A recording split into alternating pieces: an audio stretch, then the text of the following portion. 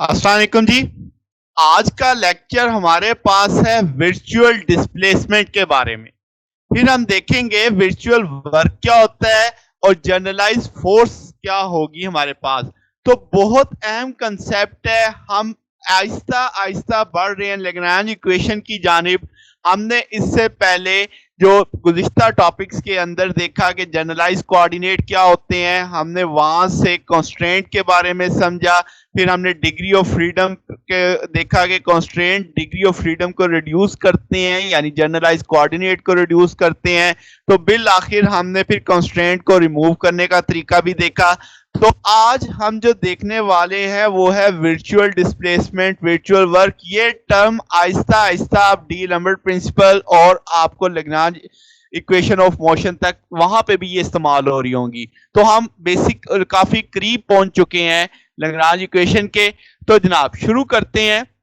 Virtual displacement क्या है? तो डेफिनेशन तो मैं इसकी थोड़ी बाद में बनाता हूं, मगर इसकी थोड़ी सी मैथमेटिक्स अप्रोच देखते हैं कि डिस्प्लेसमेंट, अब जाहिर है नाम से जैसे आपके जाहिर हो रहा है कि हम एक पॉइंट से दूसरे पॉइंट तक जाएंगे।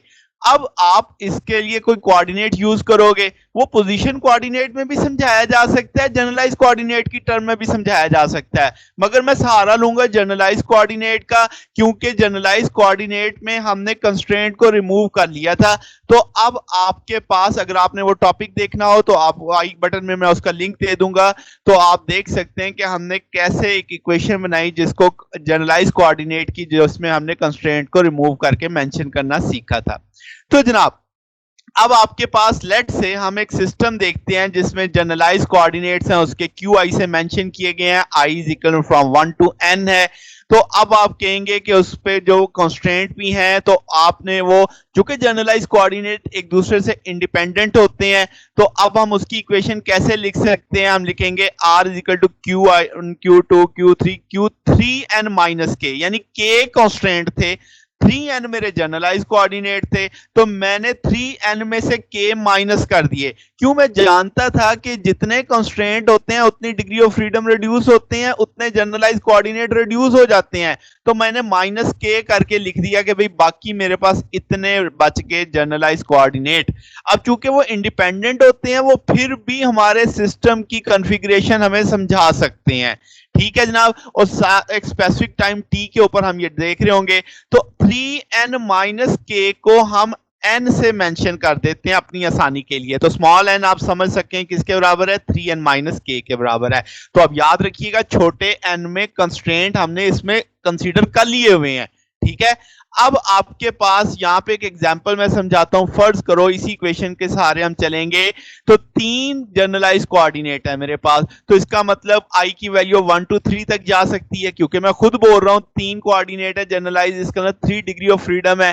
तो आप अगर उसे x के सहारे देखते तो x is equal to Q1 Q2 Q3 into T, आप इसे x QI भी सोच सकते थे। y के लिहाज से देखते तो y is equal to Q1 Q2 Q3 into T, और आप y QI लिखोगे। z के सहारे देखोगे तो z is equal to Q1 Q2 Q3 into T, और आपके पास यहाँ पे आ जाएगा z आ जाएगा कि भाई z इंटू आपके पास QI आ जाएगा। तो जनाब अब आपने इस तरीके से 3 इक्वेशन समझ ली। अब ये तीनों आपके पास जनरलाइज कोऑर्डिनेट की इक्वेशंस हैं, ठीक होगी बात। अब मैं समझता हूं कि सिस्टम मेरा एक डिस्प्लेसमेंट लेता है, तो अब जब सिस्टम डिस्प्लेसमेंट लेगा तो उसके कोऑर्डिनेट्स में चेंज आएगी, मगर एक शर्त रखता हूं कि इस सारी चेंज के लिए टाइम नहीं लगा। यानी मैंने सोचा कि सिस्टम एक डिस्प्लेसमेंट लेता है कॉन्फ़िगरेशन स्पेस में। अब आपको कॉन्फ़िगरेशन स्पेस याद है ना, जिसमें n डायमेंशंस थी, n कोऑर्डिनेट्स थे। तो उसके अंदर अब आपके पास सिस्टम एक पॉइंट से दूसरे पॉइंट पे गया, मगर उसने टाइम नहीं लिया, यानी आपके पास टाइम एक तरह से लगा ही नहीं उसे।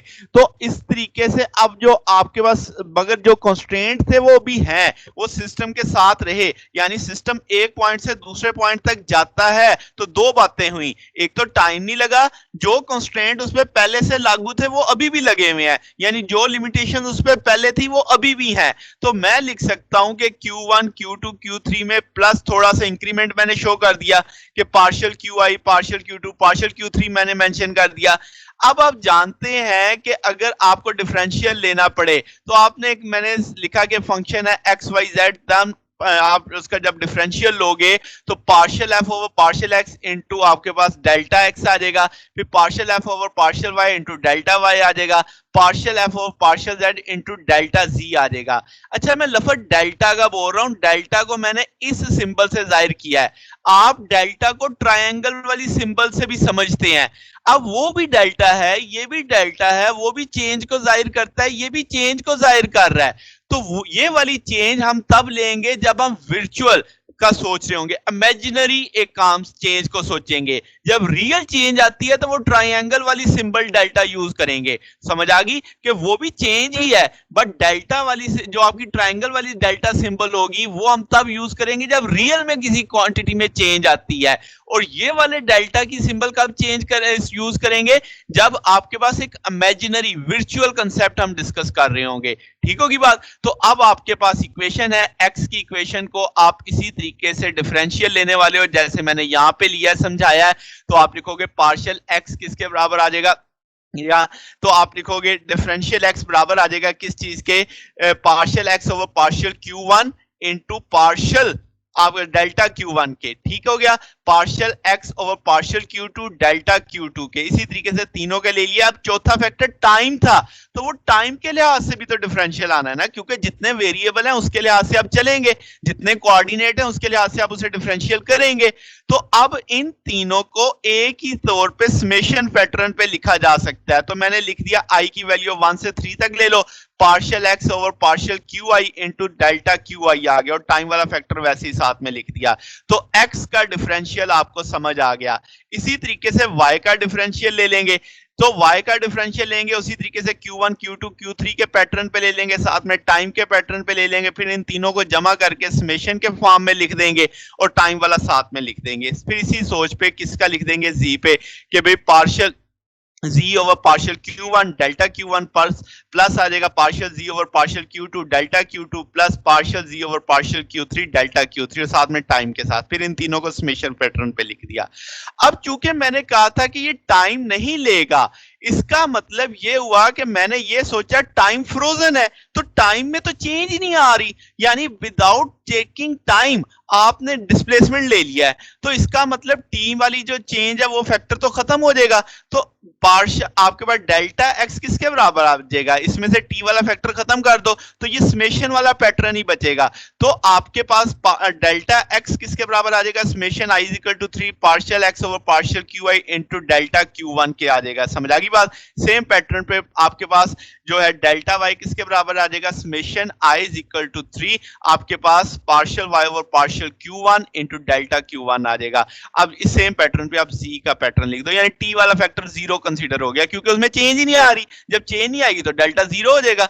तो अब आपने यहाँ पे ये लिखा 3 कोऑर्डिनेट्स पे आपने सोचा था, अगर n कोऑर्डिनेट होते मेरे पास, n जर्नलाइज कोऑर्डिनेट, तो यही पैटर्न बचता ना। तो आप लिखते पार्शियल आर बराबर है समेशन 1 टू n, क्योंकि अब n जर्नलाइज कोऑर्डिनेट आप सोच रहे हैं, तो partial R over partial Q I into delta Q I. समझ आ गई बात। तो ये इक्वेशन अब आपकी वर्चुअल डिस्प्लेसमेंट की है जो इन फ्यूचर हम इस्तेमाल भी करेंगे।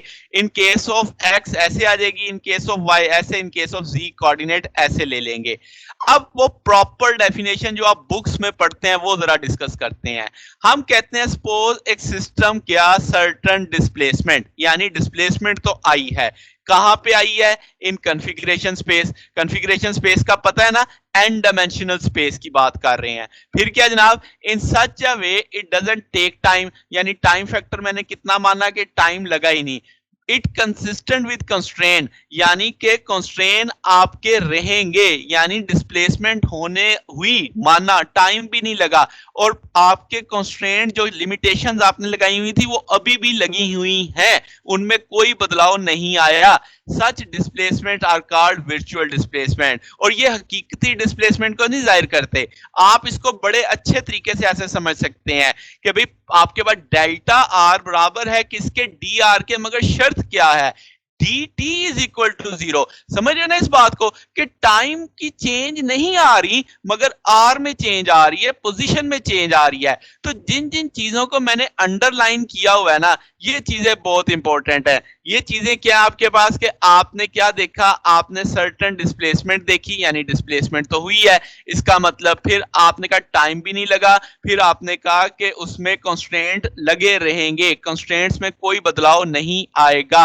ये तीन बातें हो गई, यानी डिस्प्लेसमेंट आई, टाइम भी नहीं लगा, कंस्ट्रेंट सिस्टम के रहे बाकी। तो आपके पास ऐसे डिस्प्लेसमेंट को क्या बोलते हैं, वर्चुअल डिस्प्लेसमेंट कहते हैं। और ये हकीकी डिस्प्लेसमेंट को जाहिर नहीं करता, क्योंकि हम वर्चुअल का लफ्ज बोल रहे हैं। तो आप इसको इस इक्वेशन की मदद से भी समझ सकते हैं। अब जनाब हमें कुछ कुछ समझ आ रही है, तो मैं समरी बनाता हूं चीजों की। तो आपके पास वर्चुअल डिस्प्लेसमेंट कैसा डिस्प्लेसमेंट हो गया, इमेजिनरी, यानी ये हकीकी डिस्प्लेसमेंट को तो जाहिर नहीं कर रहा। फिर मैंने क्या कहा कि ये आपके पास कंसिस्टेंट होंगे, फोर्स ऑफ कंस्ट्रेंट, यानी जो फोर्स ऑफ कंस्ट्रेंट्स लग रही हैं वो उस पर लगी रहेंगी। अब चूंकि ये एक्चुअल मोशन नहीं है, तो ये कंस्ट्रेंट की फोर्सेस वर्चुअल डिस्प्लेसमेंट में कोई वर्क डन नहीं करेंगी। ठीक है, अब इसकी मैं बहुत, ये बड़ी अहम बात है, बहुत अहम बात है कि आपकी जो कंस्ट्रेंट की फोर्सेस है उनका वर्क डन जीरो होगा।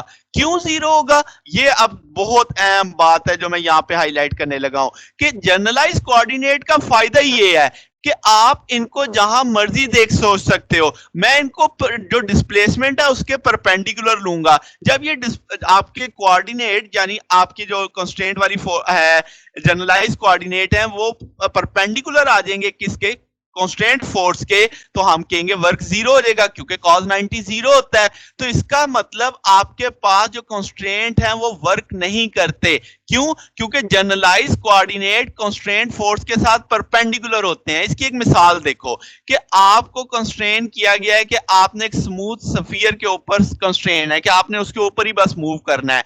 तो जो फोर्स ऑफ कंस्ट्रेन है वो हम कहेंगे कि आप पे, जाहिर आप रह ही उसकी सरफेस पे रहे हैं, आपका वेट अंदर, तो आप पे रिएक्शन आएगा क्योंकि आप बाउंड हैं सरफेस पे। तो रिएक्शन जो होगा वो आपकी फोर्स ऑफ कंस्ट्रेंट हो जाएगी, उसके इक्विवेलेंट होगा ना बुनियादी तौर पे। तो अब आपके पास क्या है, जो वर्चुअल डिस्प्लेसमेंट है वो आप ले लो किस पे, कि वो राइट एंगल है किसके, फोर्स ऑफ कंस्ट्रेंट के। यानी आप कहोगे कि नॉर्मल अपवर्ड आ जाएगा, जो रिएक्शन है और डिस्प्लेसमेंट उसके परपेंडिकुलर आ जाएगा।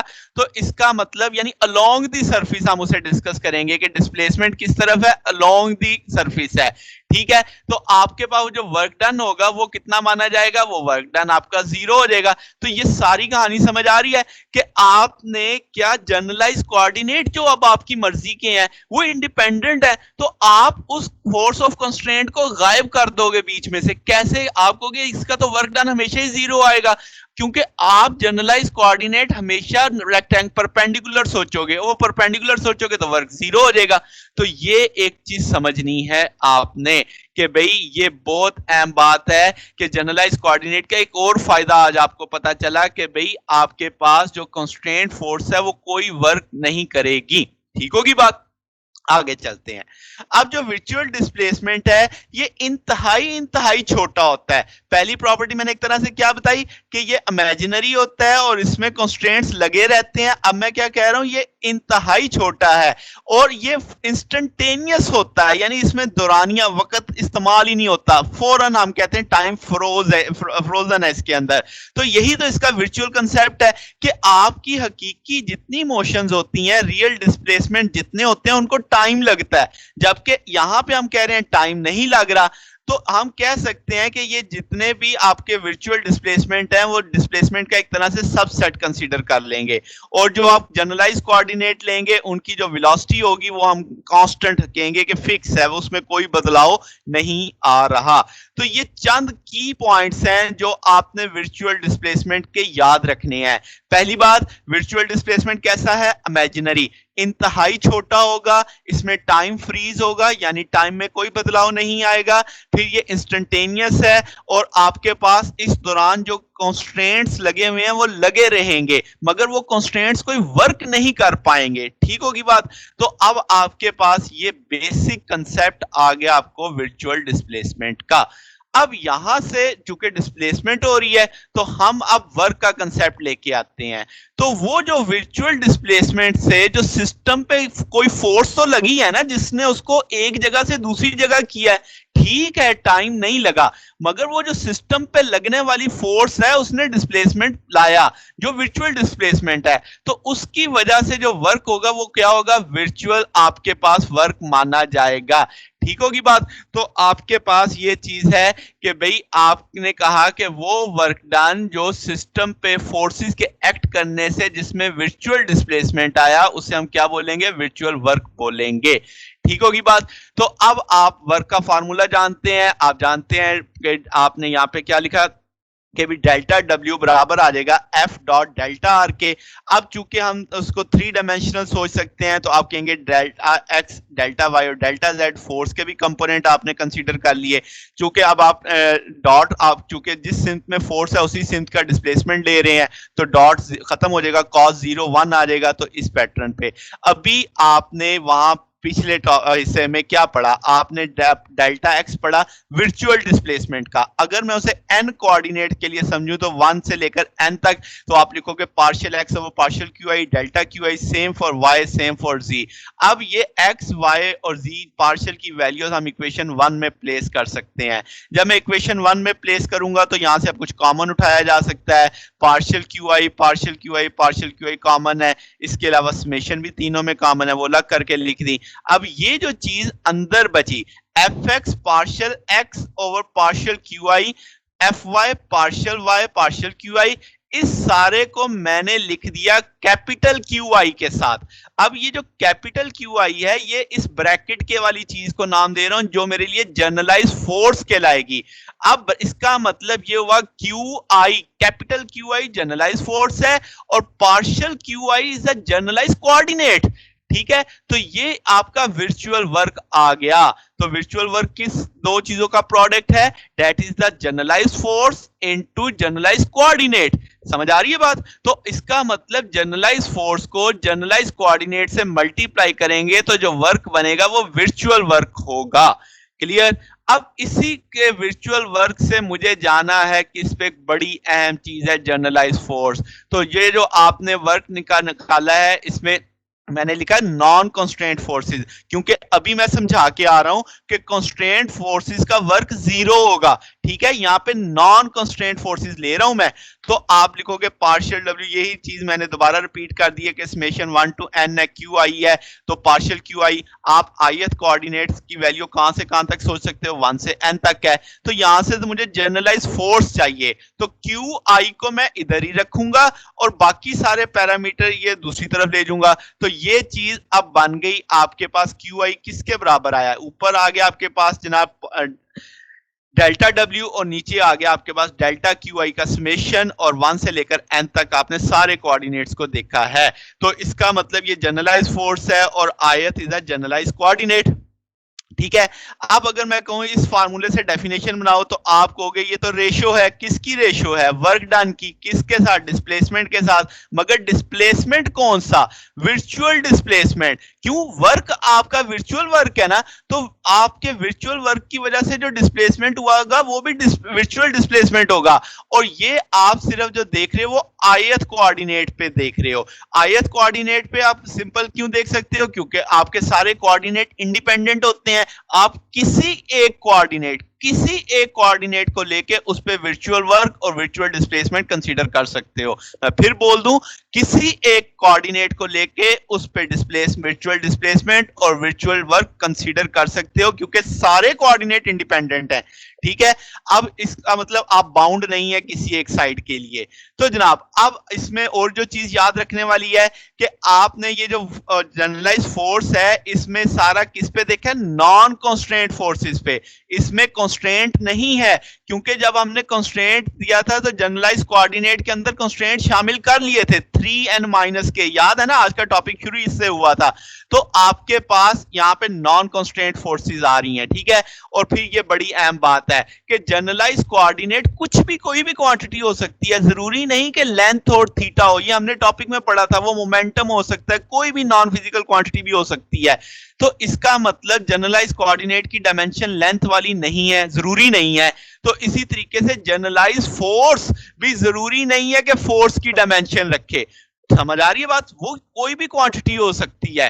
तो इस मगर ये जो प्रोडक्ट है क्यू आई और पार्शियल आपके पास डेल्टा क्यू आई का, ये डायमेंशन लाजमी रखेगा किसकी? वर्क की। समझ आ गई बात कि इन दोनों का प्रोडक्ट लाजमी वर्क का ही आएगा। तो जैसे जनरलाइज कोऑर्डिनेट की डायमेंशन जरूरी नहीं कि लेंथ वाली आए, थीटा वाली आए, इसी तरीके से जनरलाइज फोर्स की डायमेंशन जरूरी नहीं कि फोर्स वाली आए, बट प्रोडक्ट जो है इसका कि भाई आपके पास जो Q I into delta Q आई का प्रोडक्ट वो हमेशा डायमेंशन ऑफ वर्क रहेगा आयत कोऑर्डिनेट पे। आयत फ्रॉम 1 to n कुछ भी हो सकता है। अब जब हम कंजर्वेशन समझते हैं कि आया ये फोर्स कंजर्वेटिव है भी या नहीं, तो अब आपके पास F is equal to minus delta potential होता है। तो आपके पास एक्स वाई जेड आप तीन कोऑर्डिनेट के लिए देख रहे हैं, अगर आप इसको स्प्लिट करके देखें तो एफ एक्स बराबर आता है minus partial V over partial X के, partial V over partial Y, partial V over Z. आपने तीनों एक्सिस के लिए फोर्स को अलग अलग कंपोनेंट में समझा। फिर आप कह सकते हो इन जनरल कैसे minus V over partial R लिख सकते हो। अब अगर आप जनरलाइज फोर्स का सोचो कि ये चीज जनरलाइज फोर्स में आ जाए, तो क्योंकि अभी आपने जनरलाइज फोर्स का फार्मूला क्या पढ़ा? Q I. तो एफ एक्स क्या है? Partial X over partial Q I plus partial F Y partial Y over Q I. इस सब में एफ एक्स, एफ वाई और एफ जेड की वैल्यू लगाई जा सकती है। वो एफ वैल्यू लगाने के बाद जब आप यहां पे आएंगे तो आप माइनस कॉमन ले लें।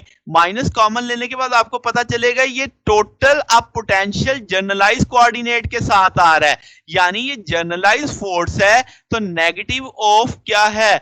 Delta of potential. मगर अब जो आपने ग्रेडियंट देखा वो जनरलाइज कोऑर्डिनेट के अकॉर्डिंग देख रहे हैं कि पोटेंशियल की जो चेंज है वो जनरलाइज कोऑर्डिनेट पे आपने स्टडी कर रहे हैं।